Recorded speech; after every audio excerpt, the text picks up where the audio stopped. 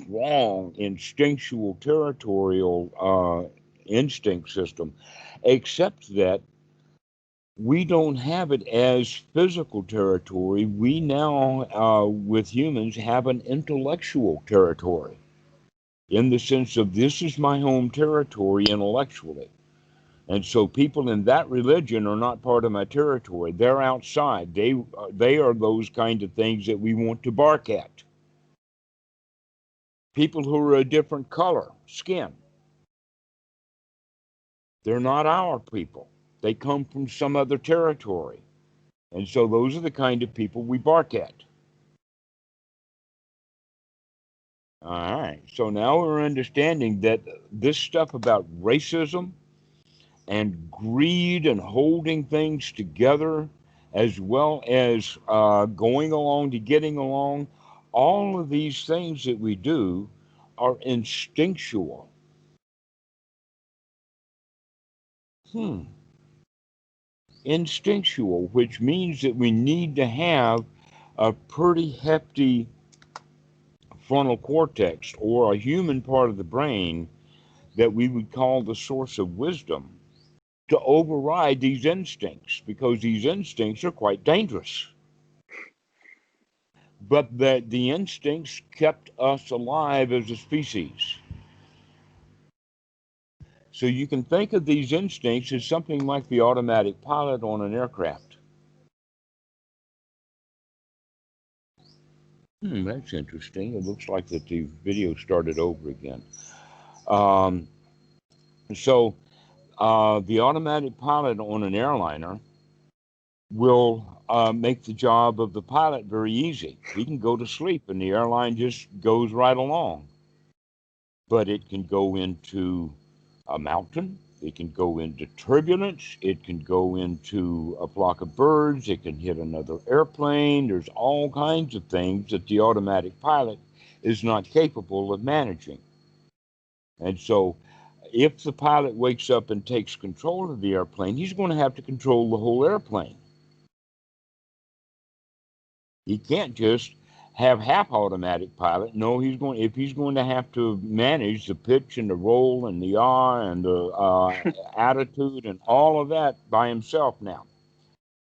So this is basically what we need to do is to see that we are on automatic pilot for most of our lives. That people, in fact, do operate instinctually. This is the reason why education is thought to be an advantage, because if people have no education, then they revert back to their old natural instincts. Yeah. And so these instincts, then, we can look at in the Buddhist context of uh, underlying tendencies that then give rise to the four modes of clinging.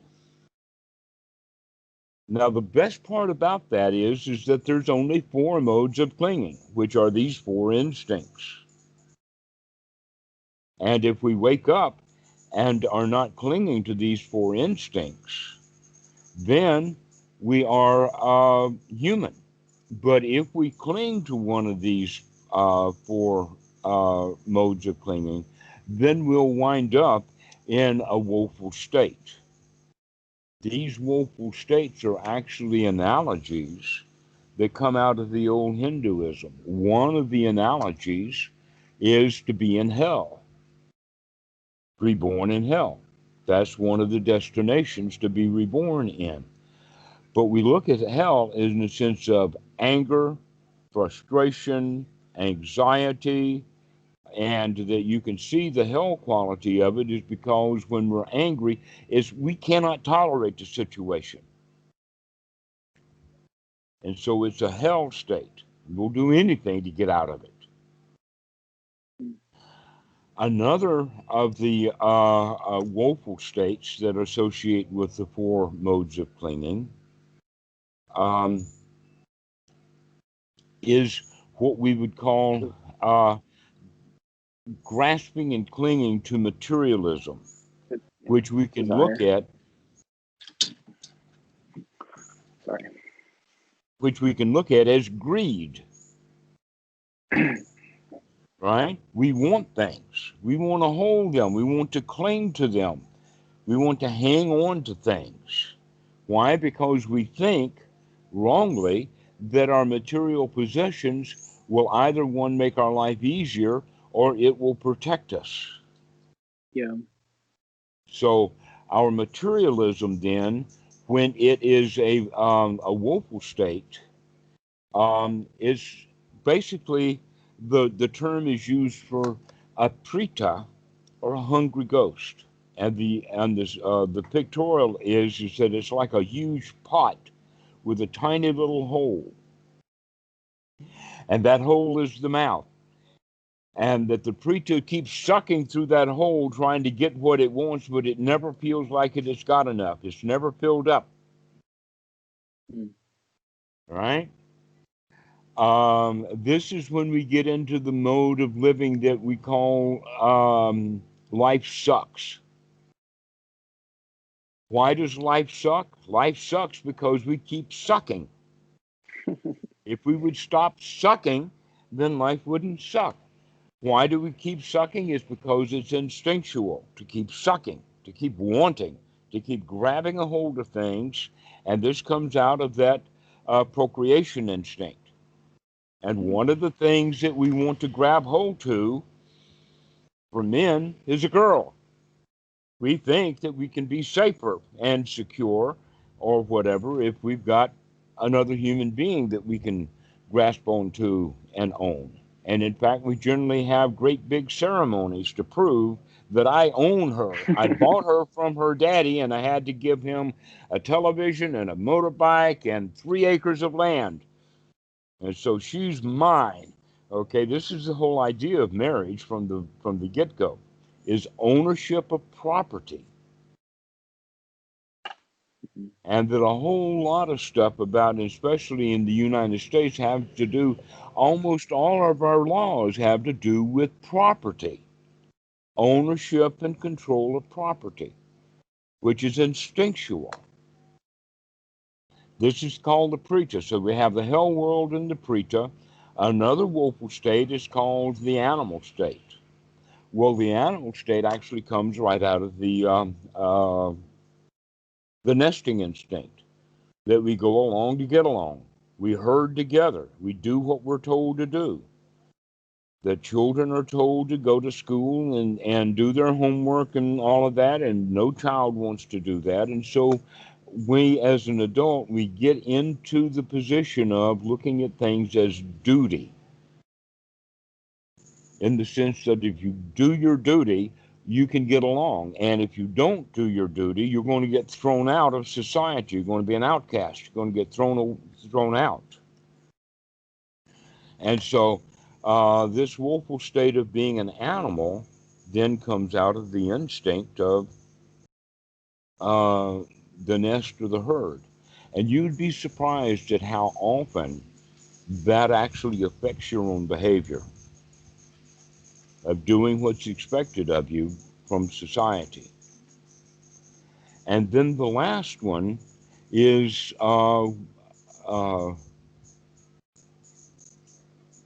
what is called the Asura. This is actually in some systems considered heaven or a heavenly state, but basically it's not, because the Asuras are very much like the Titans.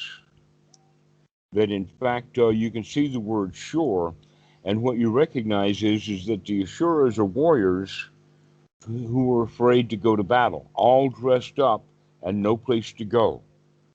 An example of that is the child walks out on the stage. He's dressed as a tree and he has only one line, I am a tree. But he freezes in public and he cannot say his line.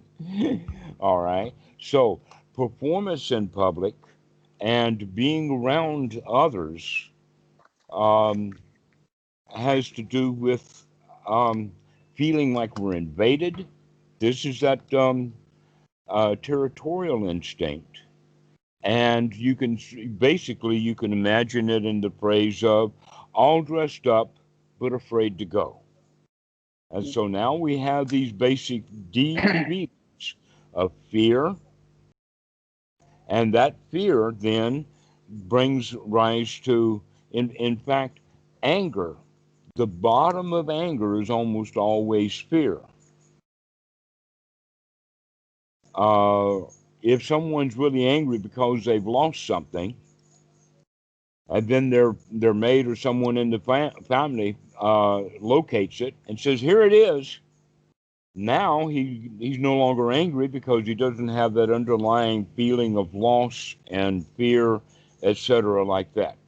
Okay, so this is this actual where these underlying tendencies come from, or these four modes of clinging are actually instinctual behavior, and that our job is basically to grow out of that, to grow up, to stop acting like the child that we were born as, full of instinctual behavior, and start acting wisely, Yeah. moment by moment.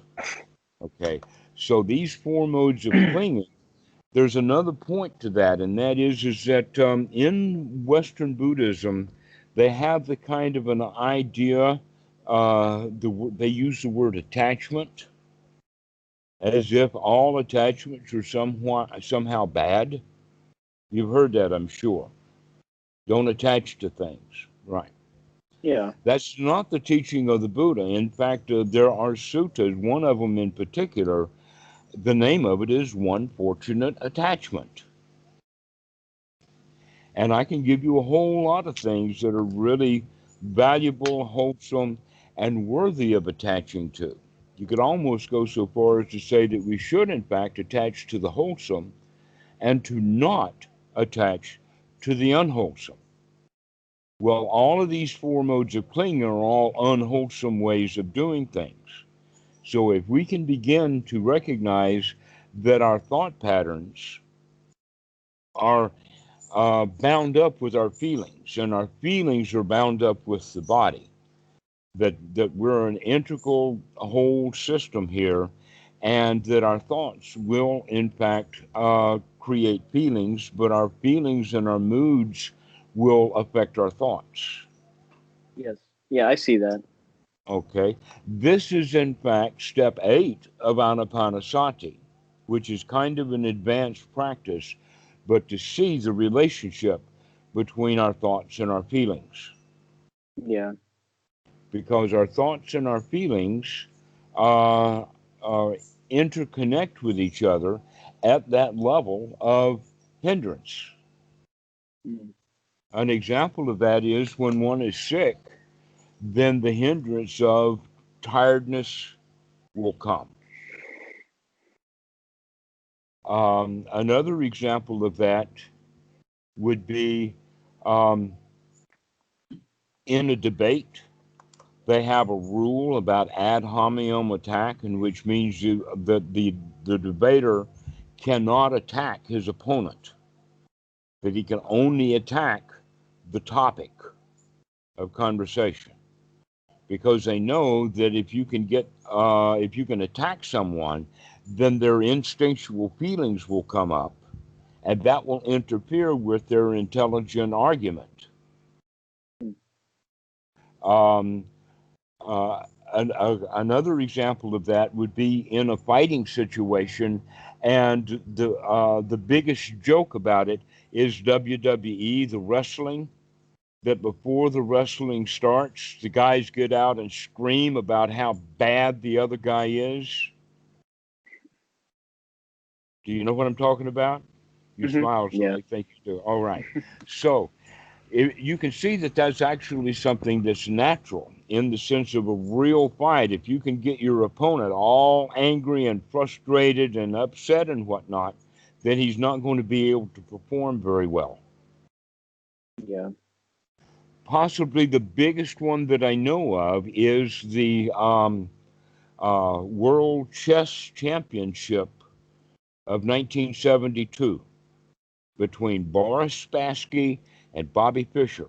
Bobby Fischer was a good chess player, but he was nothing compared to Boris Spassky. But when he got into the World Championship, uh, Boris Spassky, he had only one tool. He was a one-trick pony, and that was he was the grandmaster of chess out of Russia. Bobby Fischer had other tools in his bag, and one of them was psychology. And so he would do things that would upset Boris, and that's how he won. What did he do? One of the things is like in the rule of chess, if you touch a piece, you've got to use it. You've got to move it. What Bobby Fischer would do is he would hover his hand over a piece and not touch it.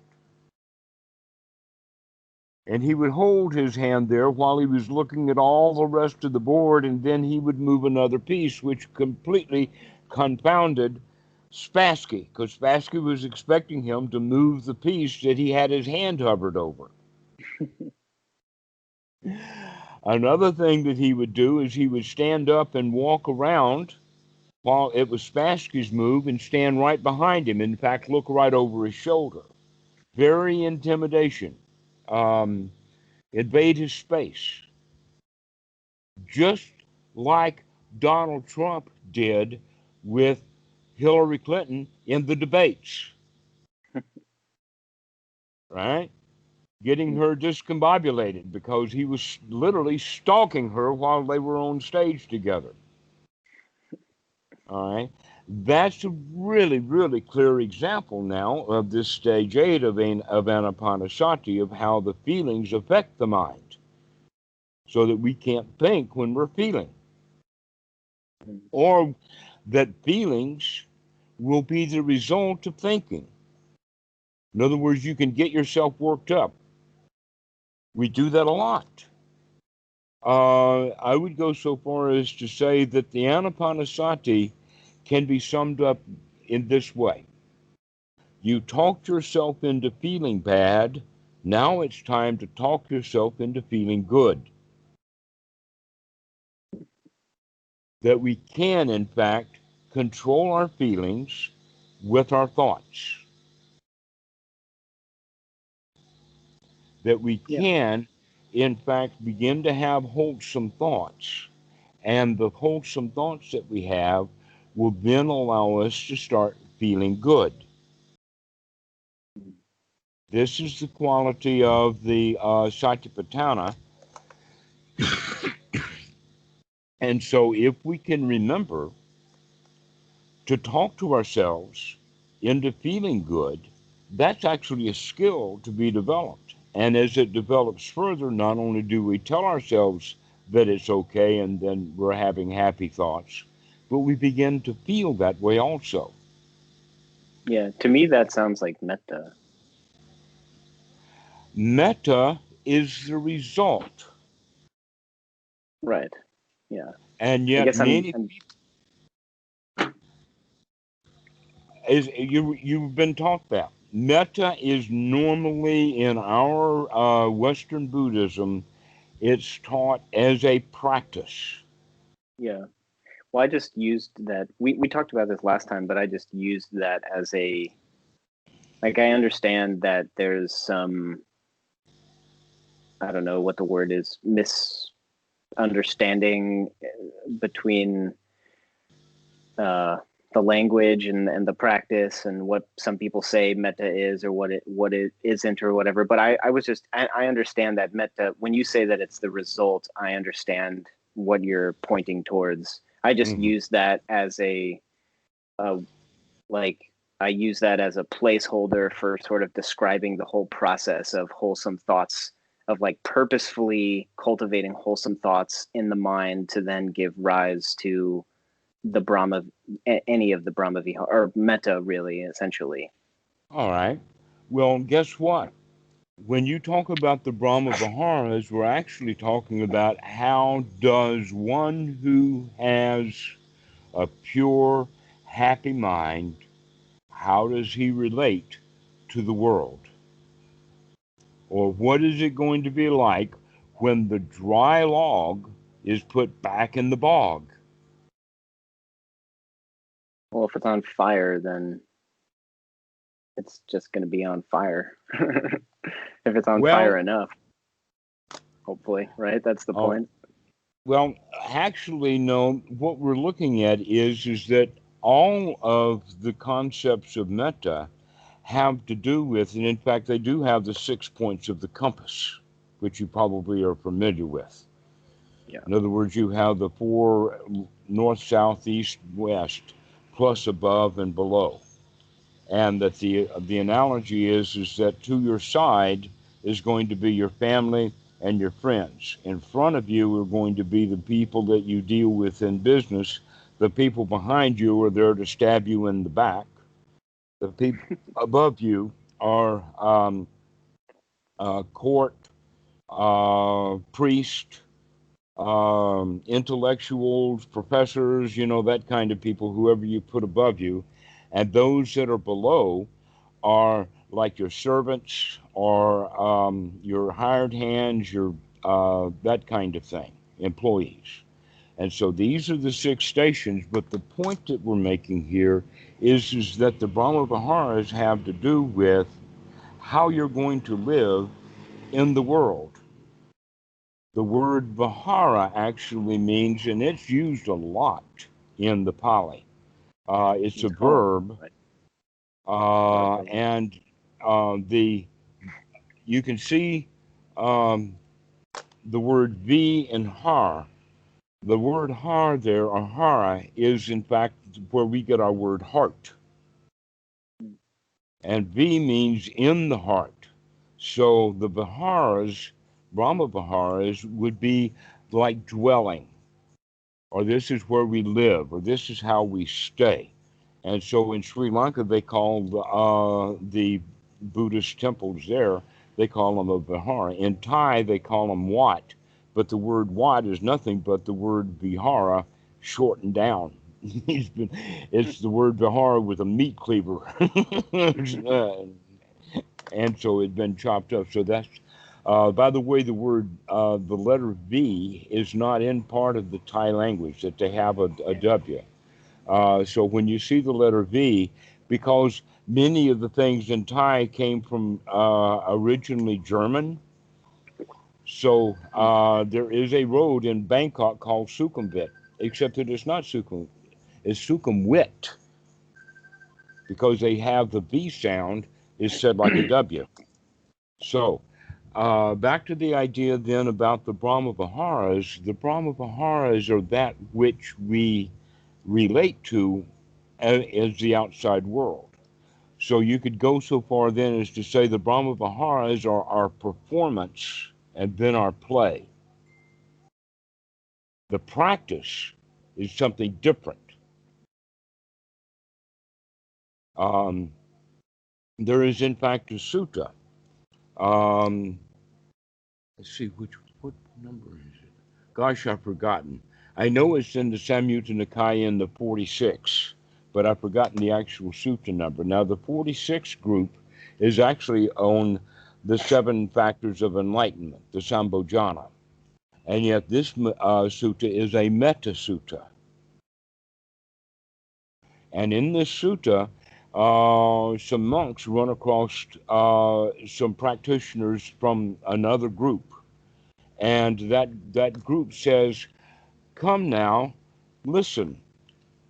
The Buddha himself teaches for the mind to become free from hindrances and then practice metta, karuna, mudita, upekkha. And so it's a long section because it goes through this with the 6 stations.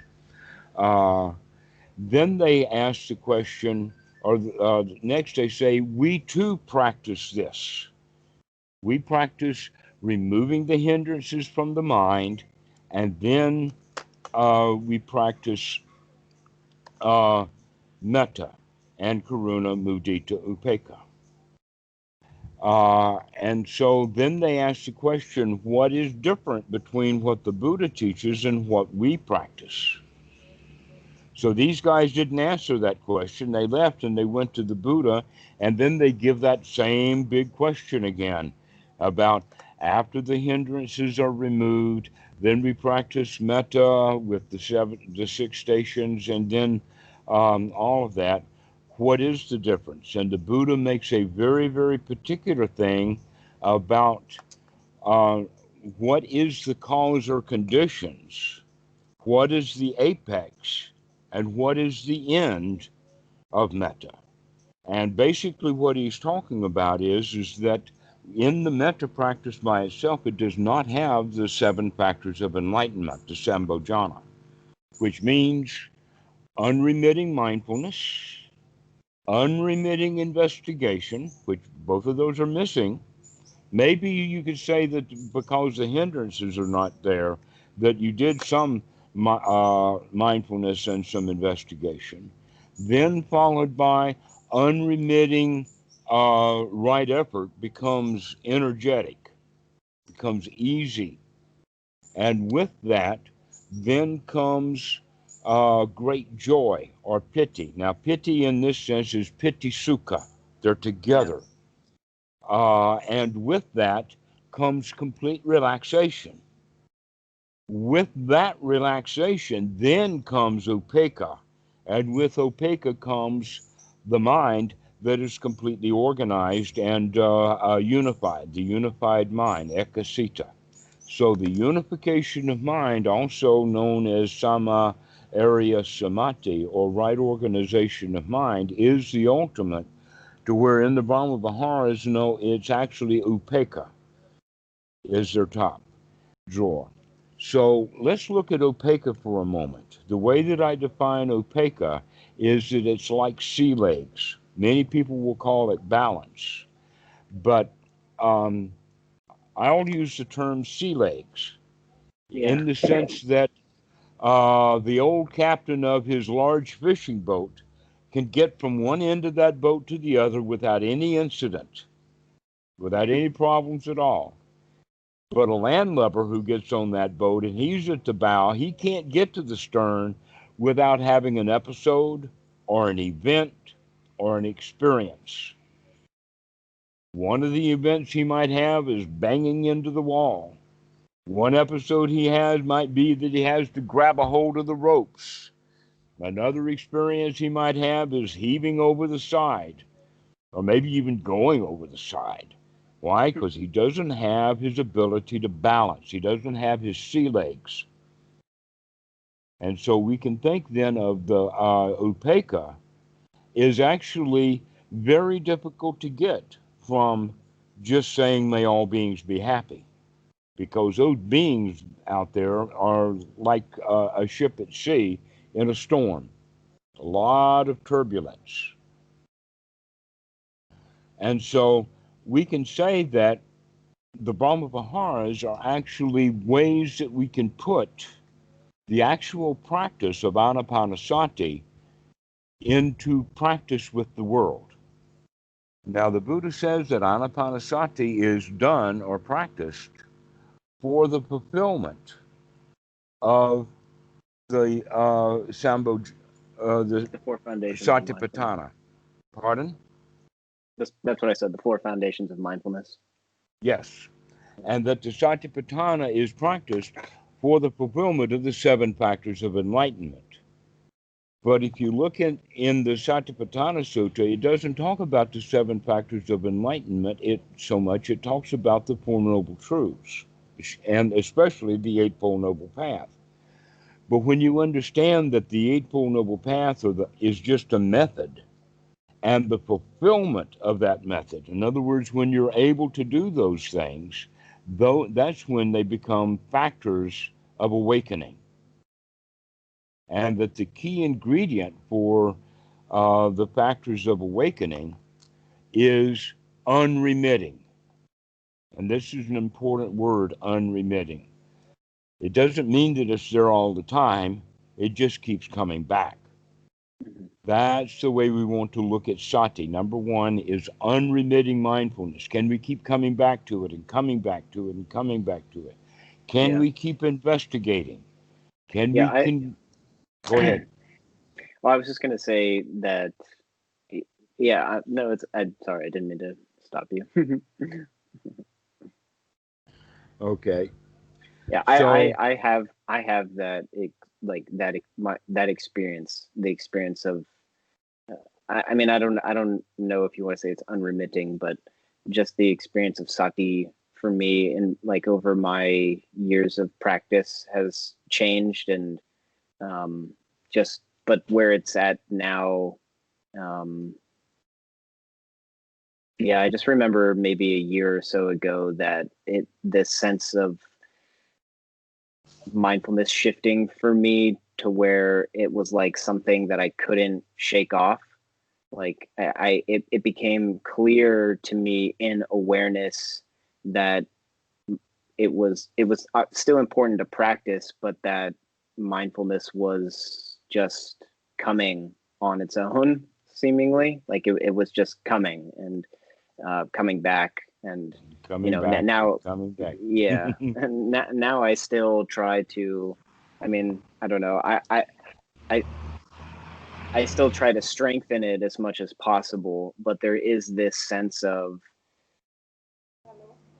even if, yeah, there's just this deepening sense of trust that I have that mindfulness will establish itself at some point. It's just there. Then it's Yeah. establishing now. All Yeah. right. Let's look at sati in two different respects. One is the frequency, and the other one is the depth or the height of it. All right. Most meditation students, when they're practicing, they think that they've got enough sati when they just merely wake up a bit. So the analogy then is you're laying in bed through the night and you wake up. You wake up, but you don't get up. You just wake up. All right. What that means is that the mind is not fully woke up yet. Um, Actually, an interesting question is, why do people get out of bed? When you wake up in the morning, why do you get out of bed?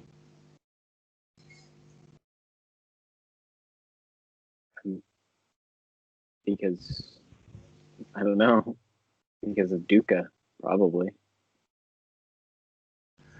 Well, we can look at it from a couple of reasons. One is that when we're fully alert, fully awake, why not? It's only when we're not really awake yet that we stay in bed. And there's a really, really profoundly important point about this, and that's called the modern alarm clock with a snooze alarm. What is that snooze alarm? That snooze alarm shows, and almost everyone will use it, that when we first wake up, it's not a sufficient wake up. We haven't woken up enough yet to be fully awake. Once we're fully awake, generally nobody wants to stay in bed. So that's kind of a hard question to ask because it's kind of loaded in the sense of why get up? The answer to that is if I'm fully awake, why should I stay in bed? Which is exactly the same thing as when we're fully awake, why should we stay in the hindrances if we're fully awake? Now, a lot of students think that, in fact, I've actually seen articles in Lion's Roar about this in the sense of how to teach meditation. You wake up and you look at what the mind's doing, and you get great insight from seeing what the mind is doing. Yeah. And that's just what they call meditation. Looking at what the mind is doing is just looking at hindrances. And we've been doing that our whole life. We're not really fully woke up. And in fact, if we wake up just enough to see that these are hindrances, as for example, Goenka says that when the mind wanders away from the breath, he's talking about that. Never mind, start again, which means now we're woke up enough to actually come back to the breath. Many, many students will wake up to recognize that they're not watching the breath, but they haven't woken up enough to come back to the breath. And so they will have thoughts, hindering thoughts like, oh, this is hard, or this is a monkey mind, or meditation is difficult to do. No, it's not. But why do we have the thought that is difficult to do? Is because we felt like a failure. Because after all, I'm supposed to be watching my breath and I can't do that. So I feel like a failure. Except that the mind has been in the state of wandering mind our whole lives. That's its normal state, the wandering mind. Yeah. But sati, waking up enough to it, is enough to stop that wandering mind and to bring it to heal, to domesticate it.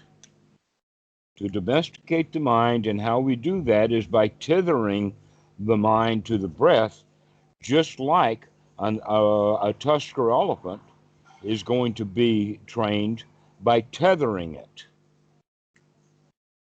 You rope it down, make it so that it can't move, Yeah. and then it will stop being so agitated.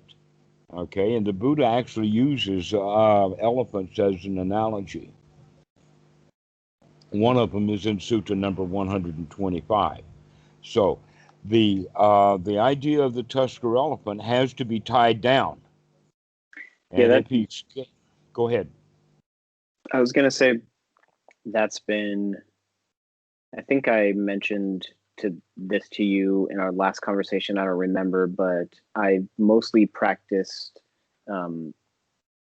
done most of my meditation practices has been practicing metta, and then recently I've kind of switched to practicing anapanasati. And the what I was going to say related to that, the point that you just brought up, has just been my subjective experience between the differences between like the felt experience of those two practices, and just seeing how with anapanasati there seems to be more like calm in the mind, that is just impacting my day-to-day reality differently than the practice of metta. But I'm still trying to find, I don't know, it's like with metta, the joy is easier to access. The joy is right there because that's kind of like the purpose of it, but it feels less stable. But with anapanasati, there's more calm and it feels more stable, but there's not as much joy. And so I'm trying to access that more with the tips that I've heard you mention of, reframing that moment of when mindfulness appears right then to use that as a time to kind of give the mind a cookie to bring about joy. Yeah, Uh-huh. more. Yeah. The Buddha had the phrase, and in fact, it seems evident to many of the Thai monks that I know that this one phrase was absolutely instrumental in the Buddha putting together his whole system of dukkha, dukkha, nirodha, the Four Noble Truths, and the Eightfold Noble Path, and most specifically, paticca samuppada.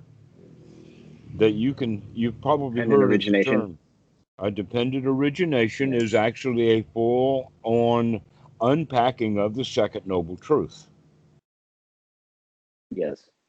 And this phrase, aha, I see you, Mara, is the key point.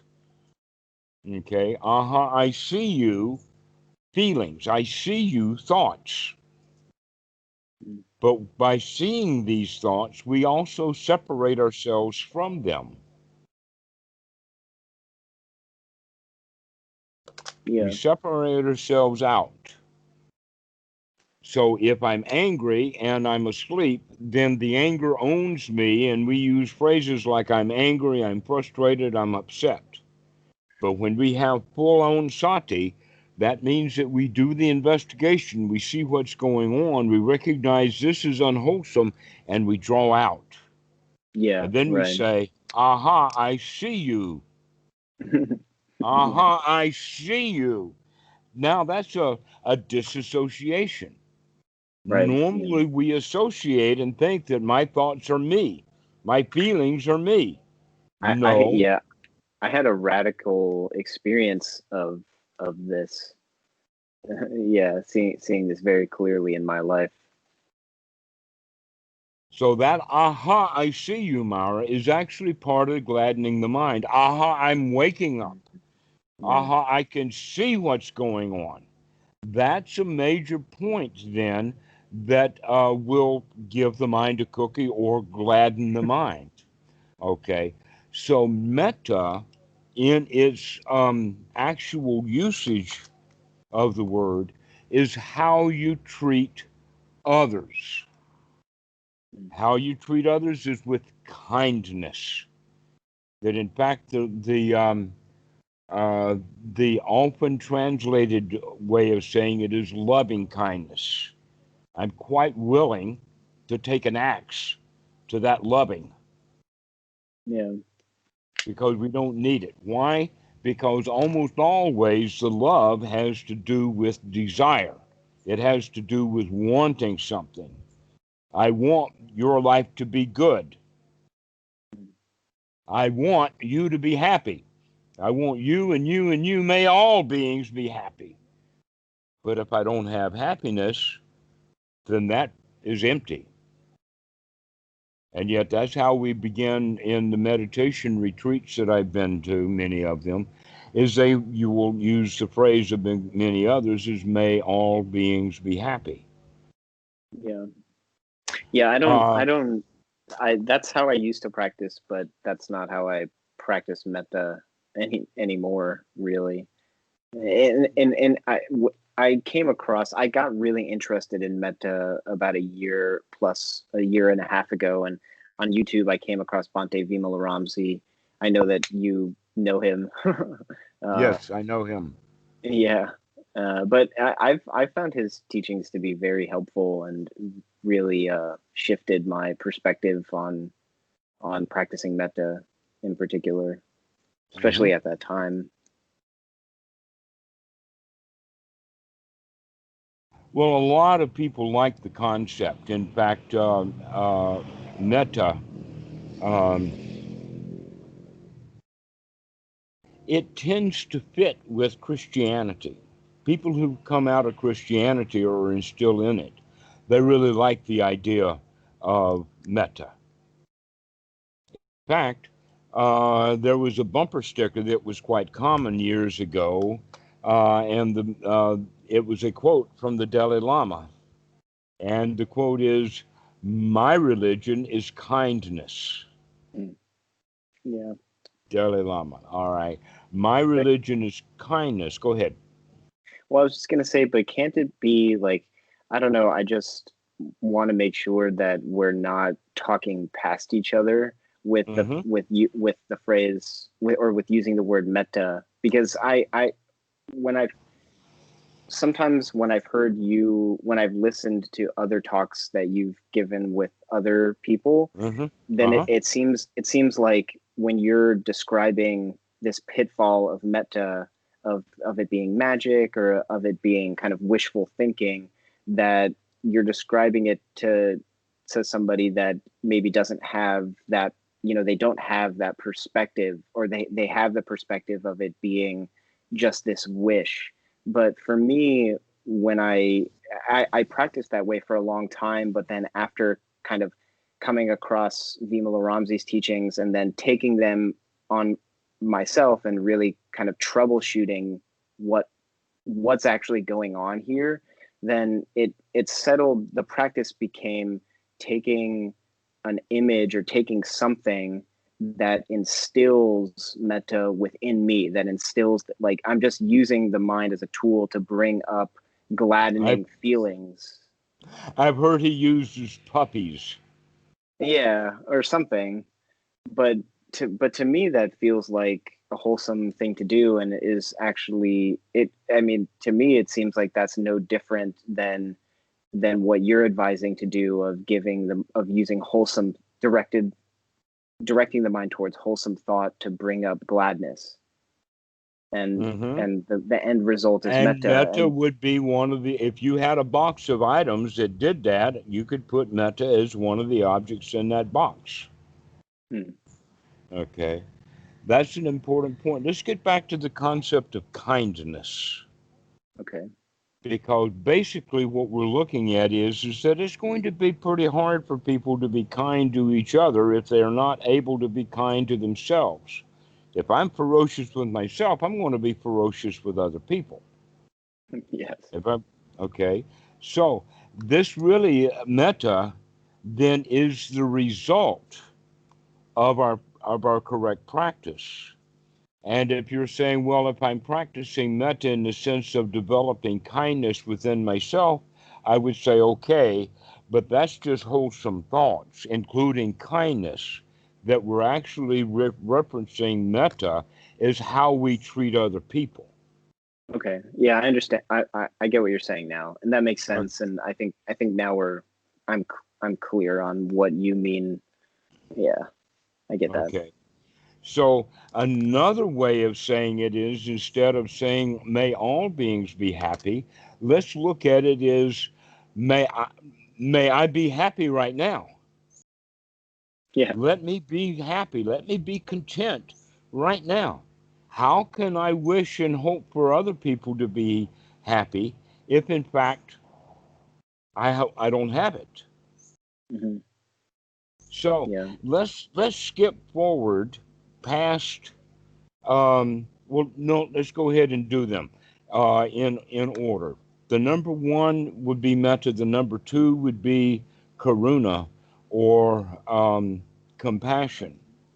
Now, there are several ways that we do compassion, and in fact, the word itself, compassion, indicates one of the ways to not do it.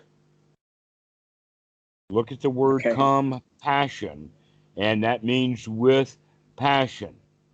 All right. Our Okay. compassion should not be passionate. In other words, just because someone else is in bad feelings does not mean that I should join them in bad feelings to help them commiserate with their bad feelings.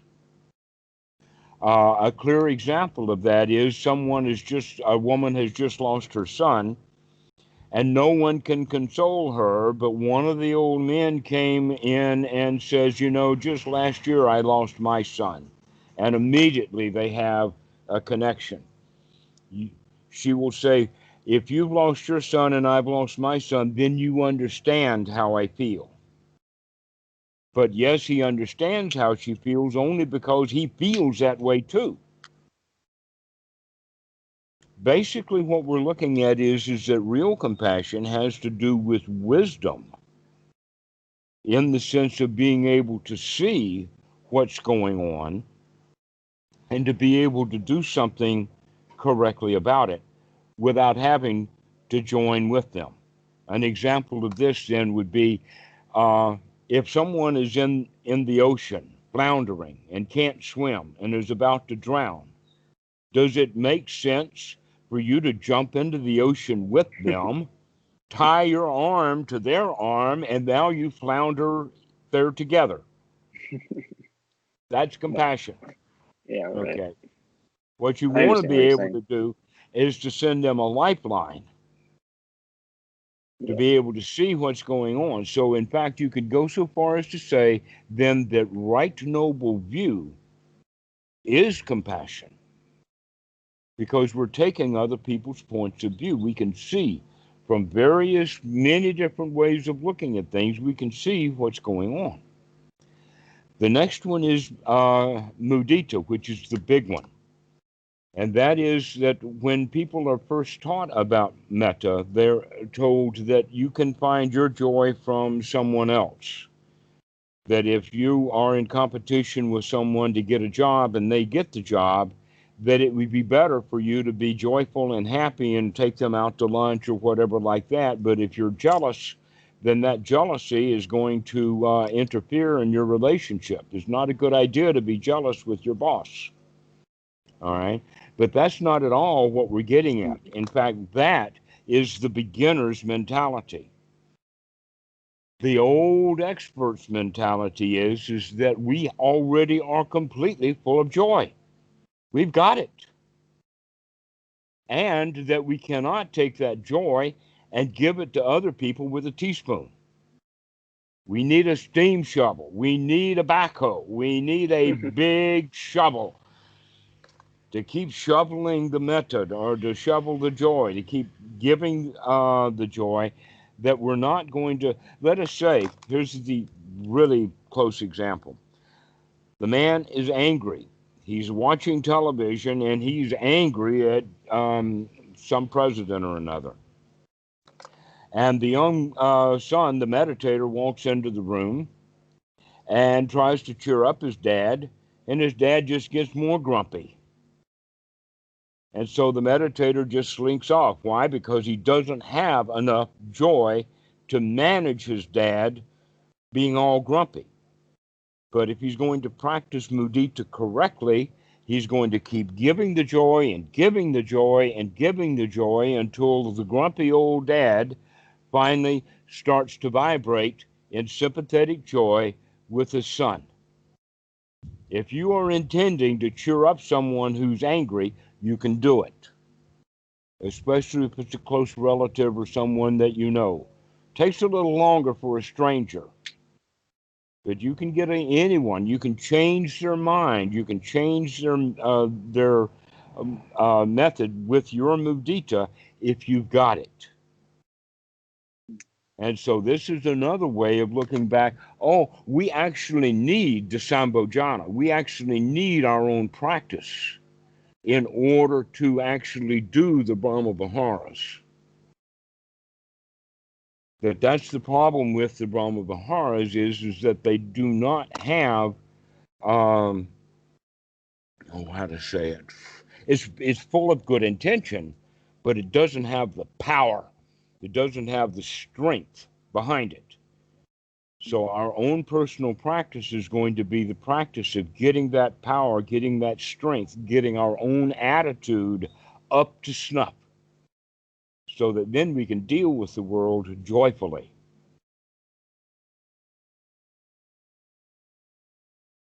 That we can take our log and put it in the bog, and that log is just going to skim right over the top of it. It's not going to sink into it. Yeah. And so this is how we're going to practice. We're going to practice to get the mind gladdened. And you can do some of the techniques that they call metta. But metta, in fact, if it's practiced, let us say, to good advantage, then really it's Anapanasati that they're actually practicing. Mm-hmm. Because metta is kindness for those over there, but if you can't be kind to them if you can't be kind to yourself. So develop one's own kindness. May I be happy right now. May I be joyful. May I get my mojo going. May I get the right attitude. Okay, this is the Anapanasati practice, and the outcome of it is the Brahma Viharas, as opposed to the Brahma Viharas being practiced directly and only without all of these other attendant skills that need to be developed. The skill of mindfulness, the skill of investigation, the skill of having the right effort, the right amount of energy, having that self-confidence, that piti sukha has a lot to do with the attitude. I can do it. The Buddha called himself a lion, okay, strong. And these are the skills that we develop so that we can then deal with the world with metta, karuna, mudita, upekkha. So we develop these on the inside, and then we practice them on the outside. Yeah. All right, so let's finish now because I've got another caller waiting, and Okay. We'll continue on next time. But I'm glad that we're getting a few points there taken into consideration. So I consider Vilamuramsi a friend of mine. I haven't seen him, by the way, in more than 20 years, but I know him. Cool. Yeah. Thank you for. In the old days, he was just Metta. Now he actually talks about Anapanasati. Yeah. I haven't heard him talk so much about Anapanasati. He seems to be really pushing Metta pretty hard. If you can do it, I think I've heard him say that for some people, some personality types, it's not so much, I don't know, recommended, or some people have difficulty with it, and so then for them he goes with Anapanasati instead. But I don't know. It's been really beneficial to me, but just generally, I'm thankful for your time, and thanks for being willing to chat. And I'm glad that we've had these, two kind of introductory conversations where we're kind of more getting to know each other. And maybe next time we can dive. I feel like I have a pretty good take on kind of like the direct things that I'm struggling with right now that are kind of hindering progress, and am looking for help kind of like slaying those dragons directly, as much as possible. Those Yeah. dragons or monsters are actually instincts. They're instinctual behaviors, and we'll deal with those dragons. Cool. It's good to call them dragon because that's what they do, is they drag us down. Yeah. Yeah. Keeps us from flying. Until you see them. And then they're just Actually, mice. There's more to it than that. You can't deal with it if you can't see it. Right. But just merely seeing it is not enough. Right. Yeah, That I've heard there's you. two kinds of enlightenment, knowledge and deliverance. It's like walking into the room and turning the lights on, and you see what a mess you've made. What a mess this is. If you don't turn the lights on it, you can't see the mess. If you can't see the mess, you can't clean it up. But turning on the lights and taking a look at the mess is not the same thing as cleaning it up. Yeah. You got to keep turning that light on and keep seeing that thing and pick that up and throw it out. And then turn the light on something else and see that and pick that up and throw it out. And that's what the process is one thing after another after another. Yeah. I should just 1 minute before you go. The day after we met last or spoke last, the morning after, one thing that you said really stuck out. I was sitting and you said you presented the concept of dukkha nirodha being the only thing that the Buddha taught, and that came to mind in my sitting meditation, and it was actually really powerful, of just this kind of realization that I was and still do often practice with this concept of I'm sitting right now, or I'm walking right now, I'm practicing right now with the intent of waking up at a further point, like a further time in the future, but that is 30,000 hours minimum. Right. Yeah, but that but that like actually that actually collapses, and it's just like what's right is that if dukkha is here right now, then you just get it out, and then that's it, and until it presents itself again in what other form. And it was really moving. In that moment, at least, it was very clear. That's the difference between a winner and a loser. The loser is the one who thinks he's got to put in 100,000 hours of meditation and then get results. The winner just does it. Mm. Mm. Yeah. All right. Hope we have a good Okay, day. so Thank you. all right. We'll see you later, Simon. All right. I'll talk to you soon. Good to talk to you. Enjoyable. All right. Bye-bye. Bye-bye.